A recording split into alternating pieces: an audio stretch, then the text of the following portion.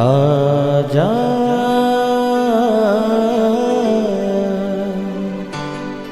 प्रभु यीशु के दर आजा, जीवन मिलेगा तुझे। आजा आजा प्रभु यीशु के दर आजा, जीवन मिलेगा तुझे। आजा आजा आजा आजा।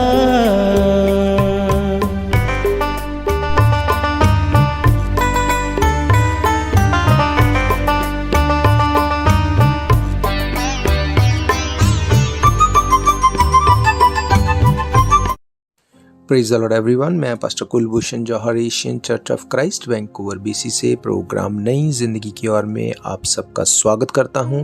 मैं आशा करता हूं कि आप सब लोग अच्छे होंगे, कुशल से होंगे और परमेश्वर के वचन में बढ़ रहे होंगे। तो आइए, हर बार की तरह परमेश्वर के वचन में से, परमेश्वर के कलाम में से देखने से पहले हम अपने सरों को झुकाएंगे, अपनी आंखों को बंद करेंगे, हम लोग मिलके प्रार्थना में जाएंगे। सर्वशक्तिमान परमेश्वर यीशु मसीह नासरी, हम आपका धन्यवाद करते हैं। आप अच्छे सच्चे जीवित दया करने वाले परमेश्वर हैं।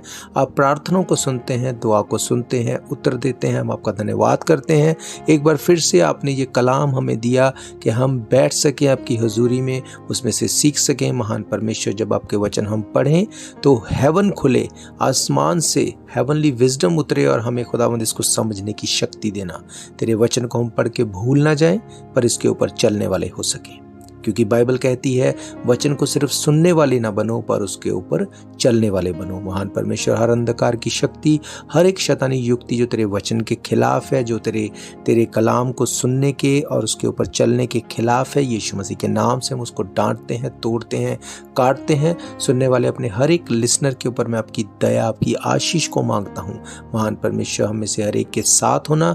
जब मैं तेरे वचन को शेयर करूँ, पवित्र आत्मा मुझे लीड करे और गाइड करे। पूरा कब्जा आपके हाथों में देते हैं। बाकी के समय के आपको जोरावर हाथों में देते हुए ये प्रार्थना प्रभु यीशु मसीह के सामर्थी नाम से हम मांगते हैं। आमीन आमीन। आप भी बोल सकते हैं आमीन।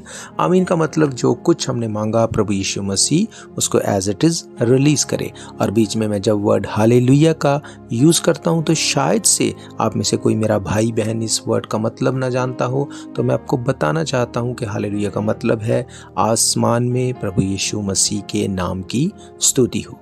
Praise God. तो बीते हफ्ते में जैसे कि हमने सीखा था पाम संडे के बारे में। पाम संडे यानी खजूरी इतवार, वो दिन जो यीशु मसीह यरूशलेम में विजयी प्रवेश करने पाए। बाइबल कहती है कि क्रूसिफिकेशन से पहले जब यीशु मसीह ने यरूशलेम में प्रवेश किया, उस टाइम लोगों ने खंजूर की डालियां अपने हाथों में लेके उसको हिलाते हुए, उसके पैरों के नीचे रखते हुए उसका स्वागत किया, क्योंकि उनको ये लगता था कि यीशु मसीह आज अपने राज्य में आएगा, हमें बंदवाई से छुड़ाएगा, हमारे लिए रस्तों को खोलेगा। पर यीशु मसीह ने ये सब उस टाइम देखी हुई चीज़ों को पूरा करने के लिए नहीं, पर अनदेखी चीज़ों के लिए किया। यीशु मसीह ने हमें इटर्निटी में दाखिल होने के लिए अपने बलिदान को होने दिया, मुर्दों में से जी उठ के हमें अनंत जीवन का अधिकारी बनाया। हालेलुया। आज हम देखेंगे गुड फ्राइडे और ईस्टर के बारे में। गुड फ्राइडे वो दिन जिस दिन यीशु मसीह को हमारे लिए मरने के बाद गाड़ दिया गया, और ईस्टर जब वो मुर्दों में से जी उठा।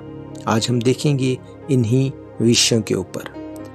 मैं आपको बताना चाहता हूं कि यीशु मसीह जिसने हमारे लिए क्रूस के ऊपर जान दी, कई बार हमारे दिमाग में ये क्वेश्चन आता है कि क्यों क्रूस के ऊपर ही इतनी दर्दनाक मौत को क्यों लिया।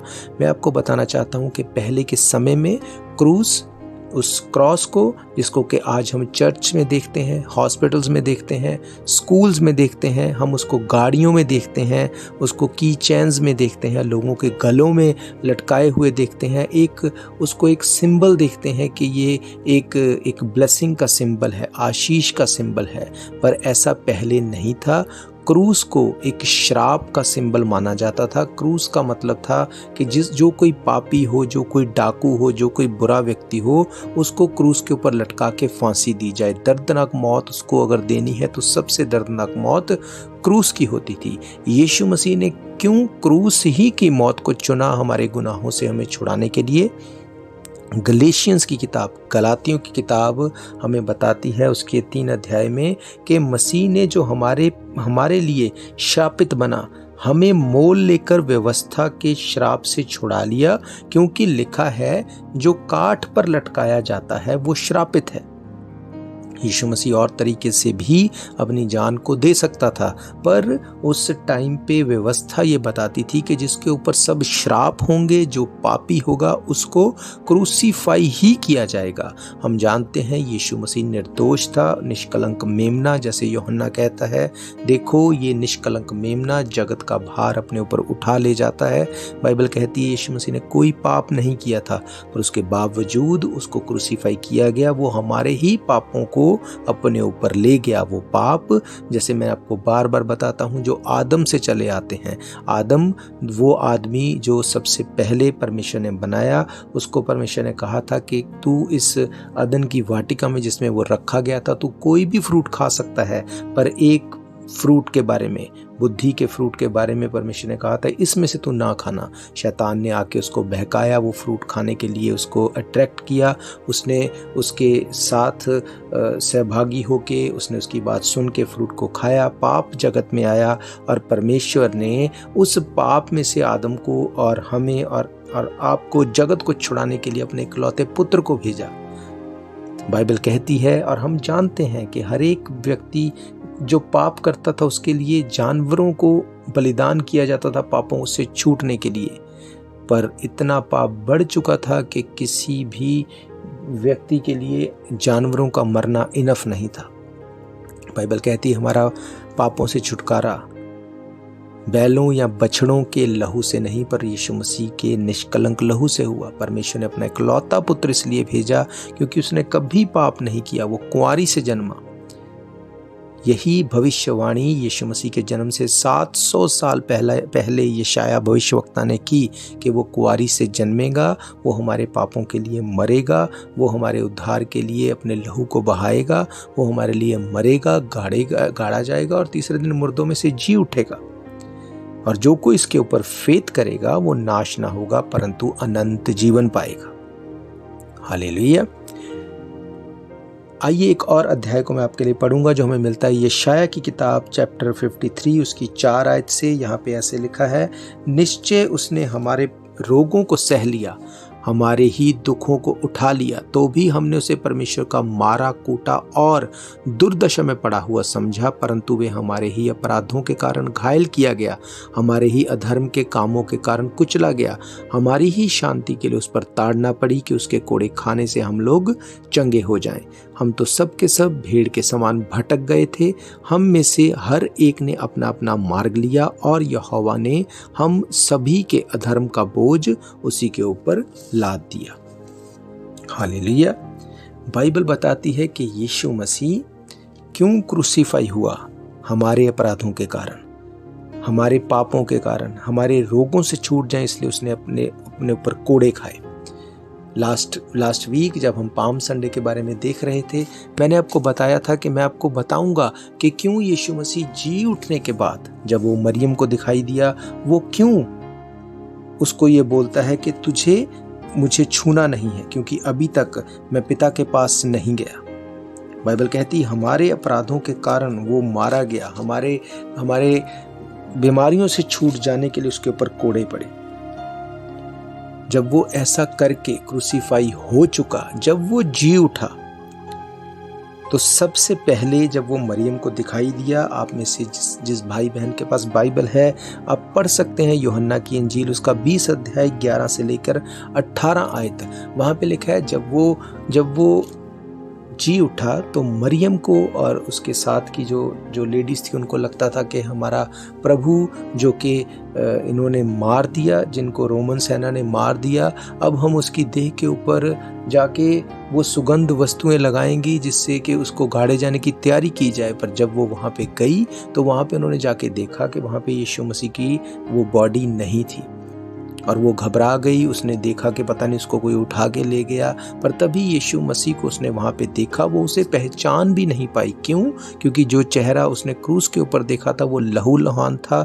उसने देखा था उसकी बॉडी पूरी टूट चुकी थी, हड्डियाँ एक्सपोज हो चुकी थी कोड़ों को लगने की वजह से, सर पे कांटों का ताज था। वो बिल्कुल, बाइबल कहती है उसकी शक्ल इंसानों मनुष्यों की तरह नज़र नहीं आती थी। वो इतना ज़्यादा प्रॉब्लम में, इतनी ज़्यादा दुख में, दर्द में चला गया था। पर जैसे उसने वहाँ पे खड़े होके यीशु मसीह को देखा, उसने पहचाना नहीं। उसने कहा, हे माली, उसने कहा कि अगर तूने उसकी लाश को उठा लिया है तो मुझे बता। यीशु मसीह ने जैसे ही उसको कहा मरियम, उसका नाम लिया, तो उसे एकदम से पहचान की। उसने कहा रबूनी, मीन्स हे गुरु। जैसे ही वो उसके पास आके उसको छूने लगी, यीशु मसीह ने कहा मुझे अभी मत छू, क्योंकि मैं अभी पिता के पास नहीं गया, पर जाके मेरे चेलों और पतरस से कह दे कि मैं तुमसे पहले गलील को जाऊंगा, वहां उनसे मिलूंगा। क्यों यीशु मसीह ने जी उठने के बाद उसको टच नहीं अपने आप को करने दिया? क्योंकि बाइबल कहती है पहले के टाइम में जब लोग पाप करके पापों को माफ करवाने के लिए याचक के पास जाते थे, वहाँ पे याचक के पास जाने के बाद, प्रीस्ट के पास जाने के बाद, वो बलिदान के लिए बैलों को, बछड़ों को, जानवरों को लेके जाते थे और उनको बलिदान करने के लिए याचक उनका लहू लेके महापवित्र स्थान में अंदर जाता था, वेदी के पास, जहाँ पे आम इंसान नहीं जा सकते थे।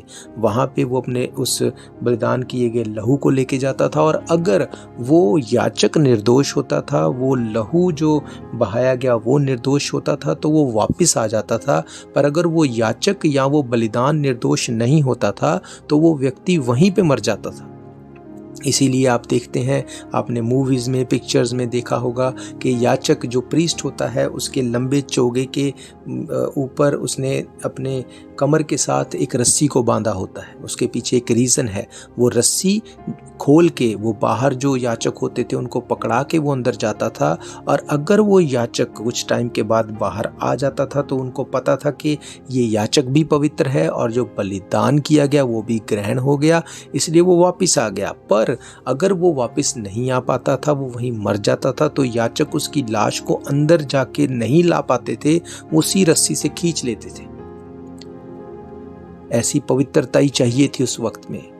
यीशु मसीह ने सेम मैनर में उन चीज़ों को पूरा किया, क्योंकि वो खुद एक महायाचक, हाई प्रीस्ट है। वो अपने लहू को लेके पिता के पास गया और उसने जाके उस बलिदान को दिखाया कि देखो पिता, मैंने अपने बलिदान को देके उन चीज़ों को पूरा कर दिया। और क्योंकि वो निर्दोष था, उसका लहू निर्दोष था, इसलिए वो वापस आया, गलील में जाके अपने चेलों को मिला। अपने आप को 40 दिन तक, बाइबल कहती है, जी उठने के बाद 40 दिन तक अपने आप को पक्के प्रमाण के साथ दूसरों को वो दिखाता रहा। हालेलुया।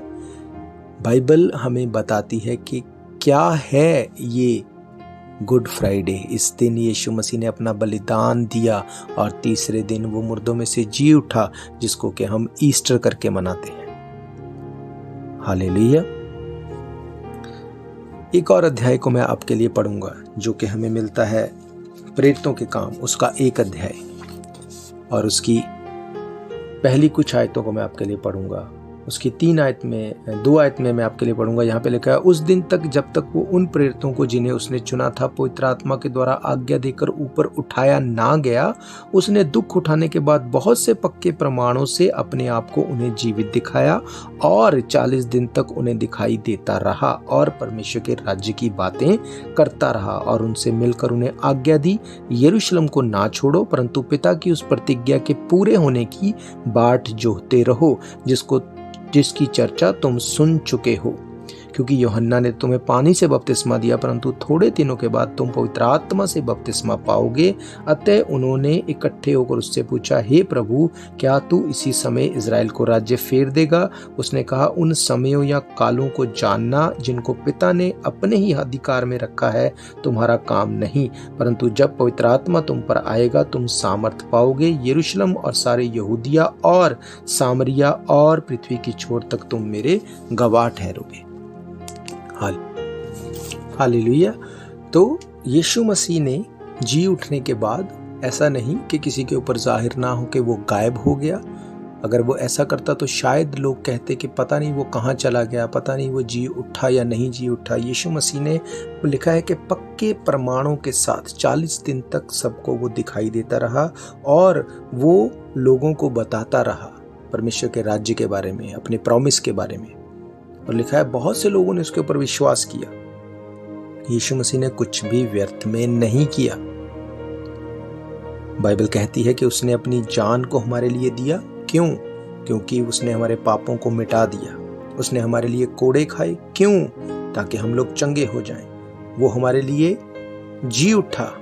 क्यों? ताकि पक्के प्रमाण देके हमें इटर्निटी में, अनंत जीवन में लेके जाए। वो फिर से बादलों पे आने वाला है। क्यों? ताकि हम उसके साथ उठाए जाएं, उसके साथ हम जा सकें। वो न्याय करने के लिए आने वाला है। क्यों? गेहूं और भूसी को अलग कर सके।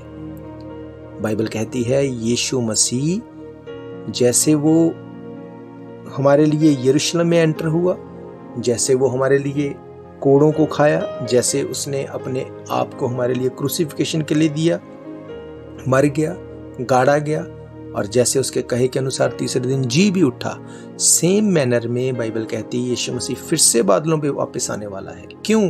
ताकि वो उन लोगों को जो उसके ऊपर विश्वास करते हैं आसमान पे अपने साथ उठा के ले जाए। और उसके बाद जो दशा इस संसार की होने वाली है, बाइबल कहती है वो असहनीय होगी, वो सोच से बाहर होगी। हालेलुया। चेलों को लगता था कि यीशु मसीह ने जो जो कहा वो तो हो गया, वो जी भी उठा, अब उसका अभी राज्य आ जाएगा और वो शायद अपने राज्य में जब आएगा तो हमें भी वो बड़े पद से, बड़े ओहदों से वो हमें ब्लेस करेगा, हमें वो शायद मंत्री लगाएगा और हम भी बहुत एक बड़ी पावर को दिखाएंगे। पर यीशु मसीह ने उनसे कहा, 6 आयत में मैंने आपको पढ़ाया, लिखा है, अतः इकट्ठे होकर उनसे पूछा, हे प्रभु, क्या तू इसी समय इजराइल को राज्य फेर देगा? उसने कहा, उन समयों या कालों को जानना जिनको जानना पिता ने अपने ही अधिकार में रखा है तुम्हारा काम नहीं, परंतु जब पवित्र आत्मा तुम पर आएगा तुम सामर्थ पाओगे। यरूशलेम, यहूदिया और सामरिया और पृथ्वी की छोर तक मेरे गवाह ठहरोगे। यीशु मसीह ने कहा, इस चीज के लिए तुम्हें चिंता करने की जरूरत नहीं कि मैं राज्य कब फेर दूंगा, मैं कब आऊंगा, मैं क्या करूंगा, पर तुम्हारा जो काम है वो ये है कि तुम बिना रुके, बिना हटे परमेश्वर के काम को करते रहो। बाइबल कहती है, उसने कहा, तुम पवित्र आत्मा की बाट जोहते रहो। बाइबल में बताया गया है कि यूहन्ना ने तो तुम्हें पानी से बपतिस्मा दिया, पर वो समय आ रहा है कि तुम आग से बपतिस्मा पाओगे। एक बात मैं आपको बताना चाहता हूं कि बाइबल में आग के बपतिस्मे के बारे में, आग के बारे में, पवित्र आत्मा की आग के बारे में बहुत बार हम पढ़ते हैं। क्यों? आप जानते हैं कि शैतान बेचारों से कभी भी नहीं भागता, कभी भी नहीं निकलता। अगर आप बेचारे बन के बैठे रहेंगे, शैतान आप में से कभी भी छोड़ के नहीं जाएगा। वो आपको बीमारी में रखेगा ही रखेगा, स्ट्रगल में रखेगा ही रखेगा। आप उसको प्यार से बोलेंगे कि मुझे चला जा, परमेश्वर इसको निकाल दे, परमेश्वर मेरी लाइफ इजी हो जाए, परमेश्वर मैं स्ट्रगल में हूँ, वो कभी भी तरस नहीं खाएगा, क्योंकि वो सिर्फ आग की ही भाषा को समझता है। वो सिर्फ यीशु मसीह की दी गई उस पवित्र आत्मा की आग से ही भागेगा। आप इमेजिन करो, अगर आप बर्नर के ऊपर, अगर आप स्टोव के ऊपर आग नहीं जलाते तो उसके ऊपर अनवांटेड चीज़ें, मक्खियाँ या कुछ और ऐसे जीव जंतु आ सकते हैं, उसके ऊपर बैठ सकते हैं। पर अगर वो बर्नर जल रहा हो, अगर वो हीटर जल रहा हो, आग के ऊपर कोई मक्खी, कोई मच्छर, कोई गंदगी बैठ नहीं सकती। अगर बैठेगी वो उसी टाइम जल जाएगी, मर जाएगी, ख़त्म हो जाएगी। इसीलिए यीशु मसीह ने जी उठने के बाद कहा कि अब तुम्हें आग का बपतिस्मा लेना है। आग का बपतिस्मा मीन्स तुम्हारी लाइफ आग से भरी हो। आग से भरी होने का मतलब प्रार्थना वाली लाइफ हो, आराधना वाली, फास्टिंग वाली लाइफ हो, तुम्हारा ध्यान इधर उधर ना भटके, वो फोकस में था। उसने कहा जो मैं बपतिस्मा तुम्हें देने पे हूँ वो आग का बपतिस्मा होगा। जब आपकी लाइफ में आग होगी, पवित्रता ही होगी, प्रेयर होगी, शैतान आपके पास फटक भी नहीं सकता। पर जब हम खुद ही उस आग को खत्म कर लेते हैं, कैसे? आज आप वचन को सुन रहे हैं, आप चर्च में आते हैं, आप गवाहियों को सुनते हैं, कामों को देखते हैं, आप देखते हैं कि कैसे लोगों की ज़िंदगियां चेंज हो रही हैं। वो आग आपके अंदर भी जाती हैं कि मुझे भी सक्सेस होना है, मुझे भी एटर्निटी में जाना है, अनंत जीवन में जाना है, मैं नर्क में नहीं जाना चाहता, मुझे भी अपनी फैमिली में, अपने बच्चों में, अपनी फाइनेंस में मुझे भी बढ़ना है। आपको ये लगता है, ये आग आपके अंदर वचन को सुनने से सुलगती है, आग आपके अंदर जाती है। पर जैसे ही आप चोरी करते हैं, आप झूठ बोलते हैं, आप शराब पीते हैं, सिगरेट पीते हैं, आप गलत चीज़ों में इन्वॉल्व होते हैं, अडल्ट्री में चले जाते हैं, इन चीज़ों में जाते ही उस आग के ऊपर आप खुद से पानी डाल देते हैं और वो आग बुझ जाती। वो आग किसी काम की नहीं। शैतान बेचारों से नहीं भागता, वो आग की ही भाषा को समझता है। इसीलिए यीशु मसीह ने जी उठने के बाद कहा कि यूहन्ना ने तुम्हें पानी से बपतिस्मा दिया, पर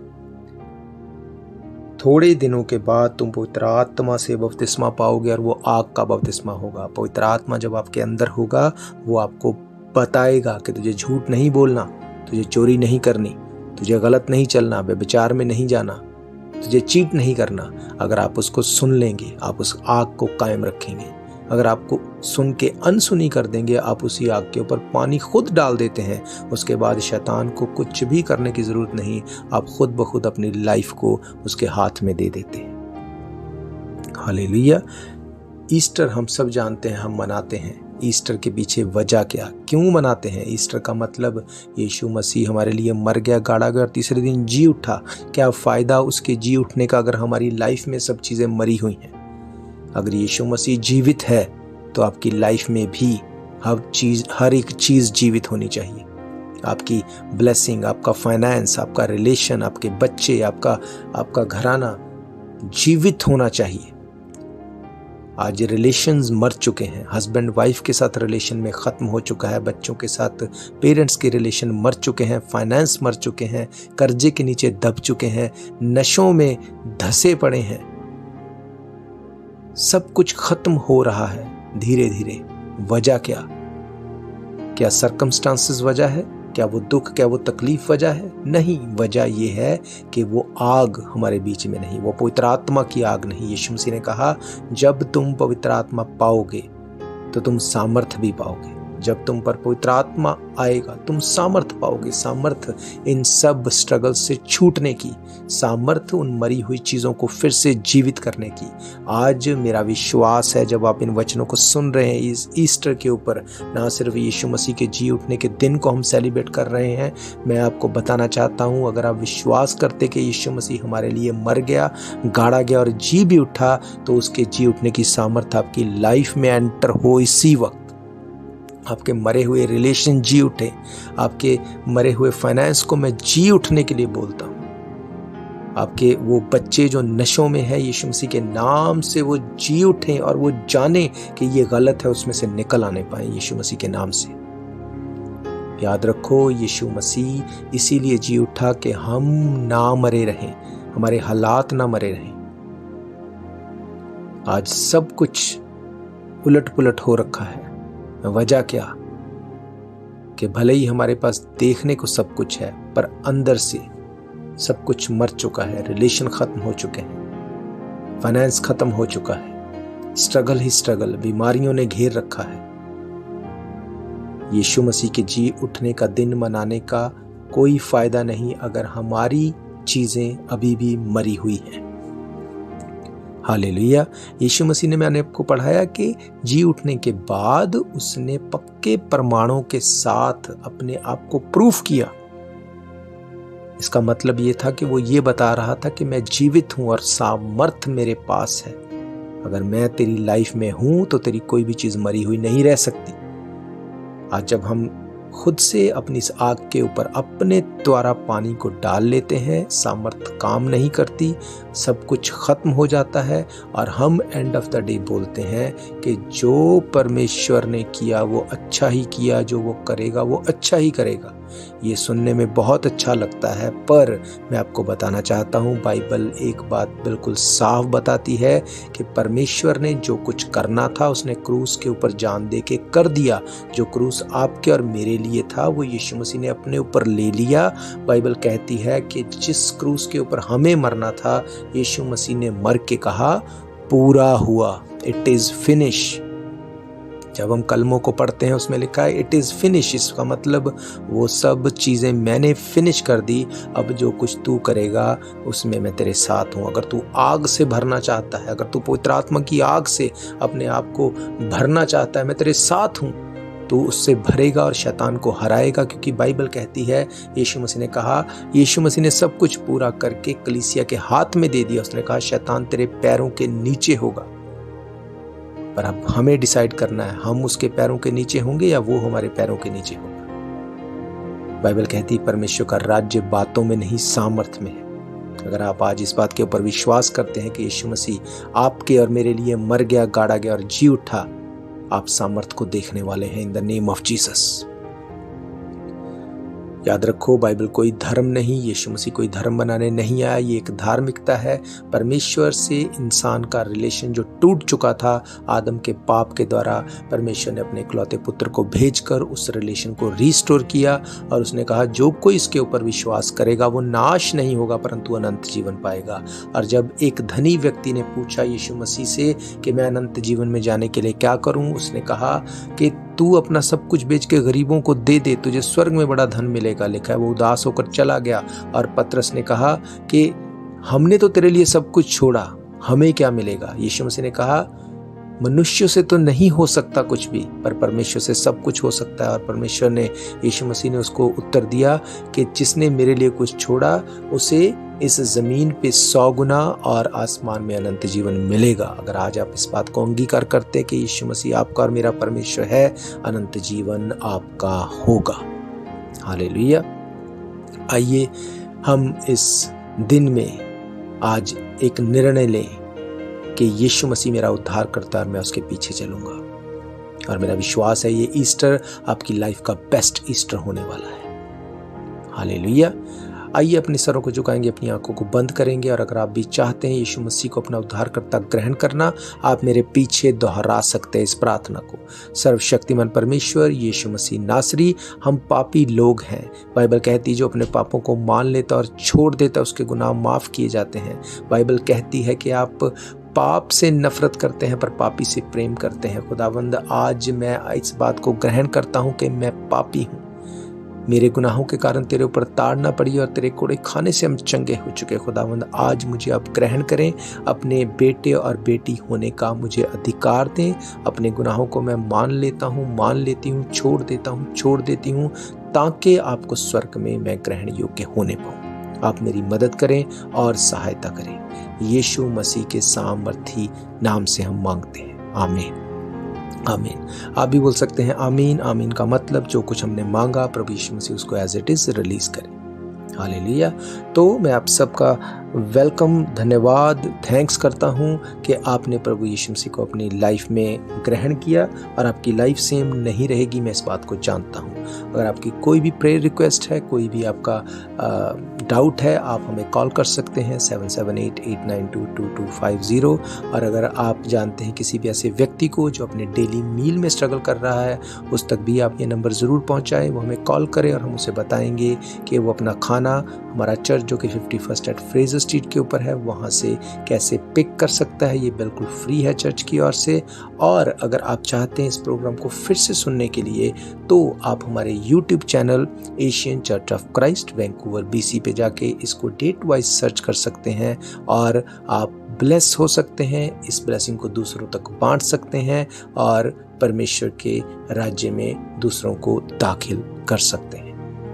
और एक और गुड न्यूज़ को आपको बताना चाहता हूं मैं, अगर आप चाहते हैं प्रोग्राम नई जिंदगी की ओर को टीवी के माध्यम से देखने के लिए, तो मैं आपको बताना चाहता हूं एवरी सैटरडे दोपहर 11 बजे और एवरी थर्सडे रात को 10 बजे हमारा ये प्रोग्राम जॉय टीवी के ऊपर आप देख सकते हैं।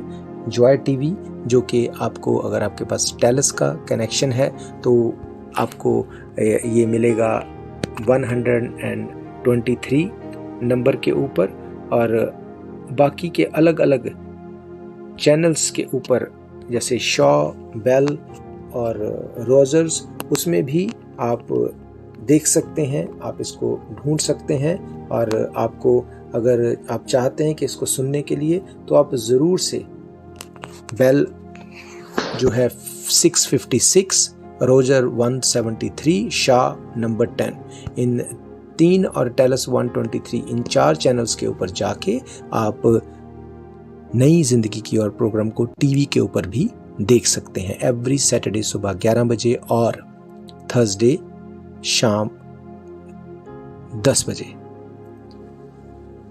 तो आप सबका बहुत बहुत मैं धन्यवाद करता हूं, और मेरा विश्वास है आप ब्लेस्ड हैं। हम फिर मिलेंगे नेक्स्ट वीक सुबह 7 बजे सैटरडे। तब तक के लिए आप सबको प्रेज द लॉर्ड, जय मसीह की। God bless you all. शायद ये मौका होगा आखिरी, तुझको बुला रहा है नासरी।